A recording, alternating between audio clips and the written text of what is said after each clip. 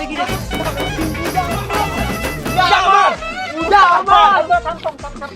সমাধান আমি করে দেবো। আমি আছি না, চল এক জায়গায় বসে একটা সমাধান করে দেবো। ওটাই ভালো হবে, ওটাই ভালো হবে। চলো পূজা আমার। তো গাইস, তো দেখতে পেলেন পূজা নামে একটা মেয়ে নিয়ে বসেছে মিডি। আমাদের বিচার করতে হলো পূজা ভালো।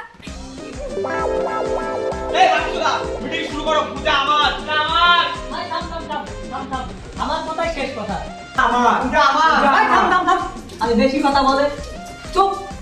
আমার কথা তোমরা মানতে রাজি আছো? আমি মানবো। আমি রাজি নাই। পূজা আমার, পূজা আমার। আমার একটাই কথা, আমার একটাই কথা, হ্যাঁ যদি তোমরা মানতে রাজি হও তাহলে মিটিং করবো, নাহলে আমি যাই। হ্যাঁ করুন। ঠিক আছে ঠিক আছে, না না করো করো, আমি রাজি। আচ্ছা ঠিক আছে ঠিক আছে, আচ্ছা ঠিক আছে ঠিক আছে, তোমাদের প্রথম থেকে শেষ অবধি আমাকে খুলে বল, আমি তো কিছু জানি না। অত যাই। পূজা শুধু আমার, পূজা আমার, পূজা আমার। আচ্ছা এই পূজা আমার। ঠিক আছে ঠিক আছে ঠিক আছে। বিচার বিচার কি করছো না? বিচার তুমি পাবা তো? কথা বলছি।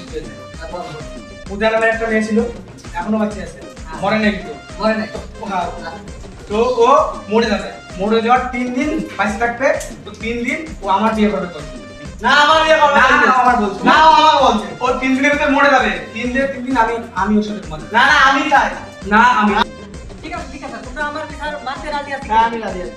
ঠিক আছে, তো আমার একটাই বিচার, পূজা আমার তোমার সবার। হ্যাঁ এই চল, এই পূজা আমার, পূজা আমার। ওরা মানে আমি আমি চাই। তো বিচার করতে পারলাম না, এখন আমার বিচার শেষ বিচার, এখন পূজা আমার। হ্যাঁ